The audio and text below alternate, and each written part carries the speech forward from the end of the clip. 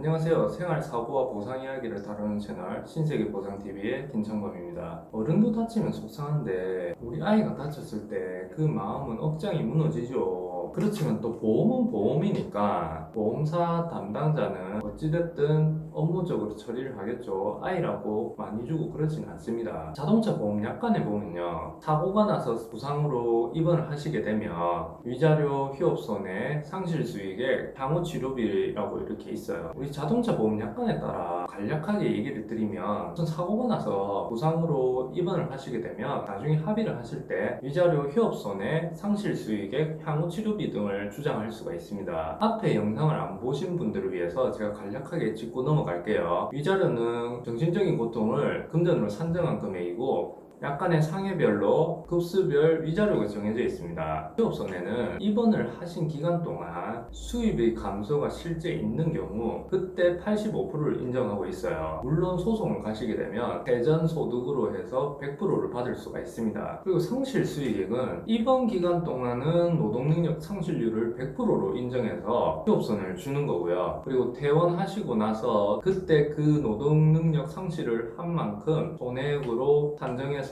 주장을 하게 됩니다. 그래서 상실수익액은 장애 정도가 남지 않았거나 직업이 없는 어린이 또는 어르신들의 경우 상실수익액이 인정되지 않습니다. 마지막 향후치료비는 합의 시점을 기준으로 합의 후에 들어갈 치료비, 물리치료비 같은 거, 이런 치료비들을 계산을 해서 일정 부분을 인정받아서 합의를 하게 되겠죠. 그런데 보험사 담당자는 성인하고 달리 어린이는 소득이 없기 때문에 나올 수 있는 건 위자료밖에 없다고 합니다. 특히나 2주 또는 3주 진단을 받은 아이의 경우 위자료 15만원을 보여주면서 받을 수 있는 건 15만원의 향후 치료비 일부라고 얘기를 합니다. 그러면서 지금 합의를 하면 조금 더 큰 금액으로 합의를 할 수 있다고 얘기를 드리겠죠. 그렇다면 이때 옳다구나하고 합의를 해야 할까요? 사실 성인의 경우에도 2주 또는 3주 연자라고 해도 통증이 제법 갑니다. 허리 쑤시고 아프거든요. 그래서 보상 문제를 떠나서 정말 아픕니다. 그러니까 아이의 경우도 마찬가지입니다. 통증이 언제까지 갈지는 몰라요. 사람마다 다르고